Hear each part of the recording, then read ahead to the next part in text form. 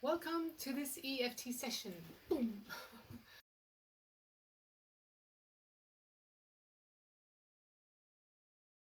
Is EFT, Emotional Freedom Technique.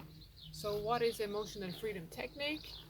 It's a technique of tapping, and we are tapping on certain acupuncture points. So we base ourselves on the Chinese meridians, all the meridians they use for the acupuncture and the acupressure. So we are going to tap on certain points. Who can it benefit? It can benefit pretty much anyone who has bad emotions, chronic pains, PTSD, depression, anxiety, stress, whatever emotion is trapped in you. Well, this method can help release any emotion. How does it work? So I'm going to show you some points. The first point is the chop point. So it's on the flesh, the back of the hand here, like if you were chopping. So here's one point. Another point is on the top of your head here, right here in the middle. So what finger should you use? This one, this one, this one, this one, whatever. But use the middle finger. You can tap with one finger, you can tap with 2 fingers, 3 fingers, 4 fingers. I think the way I'm tapping it depends the points. Because under the eye, for example, well, I might tap with only 2 or 3 fingers. It depends. So chop point, top of the head. Then you have just above the eyebrows, on the eyebrows here. Then you have on the eye line here, you have a small bone. So you don't tap in the middle here, but you tap on the cheekbone here, on the upper cheekbone here. Then under the eye, so if you have glasses, you obviously need to remove them. That's another point. Then under the nose, you have other points here, but we're going to stay with this one. You see here, only tap with 1 finger. Then you have in between the lip and the chin, where it goes in, and the kind of like under the teeth. Then we have one point that is the collarbone point. So you see the collarbone here. So you have in the middle, you have the center of your collarbone, and on the sides you will feel flesh. You can tap here. So you can either tap on one side, you can tap both sides at the same time, or with 2 hands. It doesn't really matter. That's perfectly fine. Then we have one more point under the armpit. So it's about 1 hand under the armpit here. And then you have one point that is in between the index and the thumb.